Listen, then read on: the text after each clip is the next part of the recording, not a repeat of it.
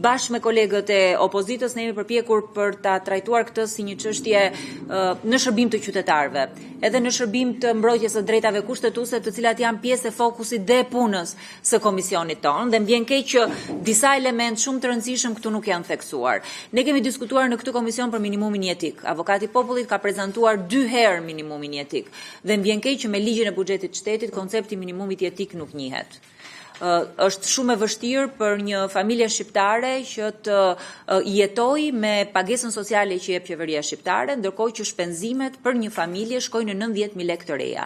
Së dyti, një element shumë i rëndësishëm për jetesë dinjitoze, po edhe për drejtën kushtetuese të mbulimit të shpenzimeve të jetesës janë pensionet. Ky buxhet përsëri nuk sjell asnjë politikë të re pensionesh. Bonusin e fund vitit, qeveria ka vendosur që ta shpërndajë në 12 muaj. Por kjo nuk i lejon pensionistët që të jetojnë dhe të kenë një jetesë dinjitoze dhe nuk i lejon ato që të përballen edhe me sfidat që sot ka rritja e çmimeve, që produktet e shportës shkon deri 30 deri në 60%. Së treti, për ne është shumë e rëndësishme çështja e pronës, por njëkohësisht dhe çështja e të përndjekurve politik. Edhe në këtë projekt buxhet nuk ka asnjë reflektim për zgjidhjen e çështjes së pronës. Kjo vjen si rezultati i një ligji të dështuar, i cili është rrëzuar në gjykatë kushtetuese, ndërkohë që flasin vetëm 20% e dosjeve mund të jenë ezauruar, por e drejta kushtetuese e pronës me atë ligj, po edhe me këtë buxhet shkelet, sepse nuk respekton dhe nuk jep një shpërblim të plot dhe të drejtë për pronën.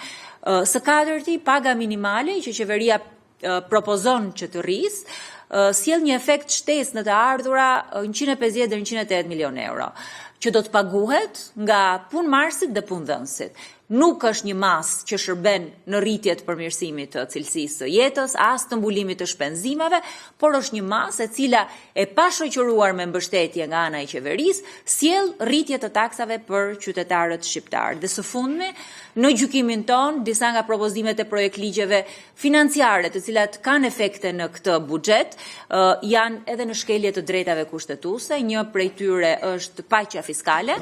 Paqja fiskale vjen me një efekt dhe një faturë financiare të reflektuar në buxhet për 200.000 tatim pagues, të cilët janë borxhli ndaj tatimeve, me një vlerë prej 1.7 miliard euro borxhe, por që qeveria shqiptare pretendon që do të mbledh 400.000 prej tyre. Ne besojmë që kjo cënon barazim para ligjit, cënon të drejtën kushtetuese të bizneseve për të qenë barabartë përpara ligjit.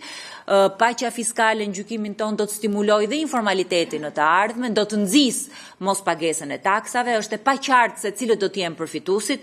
Në emër të opozitës unë kam kërkuar nga Ministria e Financave cilët do të jenë përfituesit. A janë përfituesit kompani që kanë marrë koncesione, që kanë marrë tendera, a janë kompani që janë evazor fiskal, që kanë gënjur e mashtruar shtetin, a janë kompani të cilët janë subjekte të spakut, a janë kompani që kanë ortakëri me kompani të cilët kanë përfituar fondet shtetit, dhe kjo është e paqartë. Ne gjykojmë që minimumi kushtetues, i të drejtave kushtetuese për transparencë, për parazi para ligjit nuk respektohet.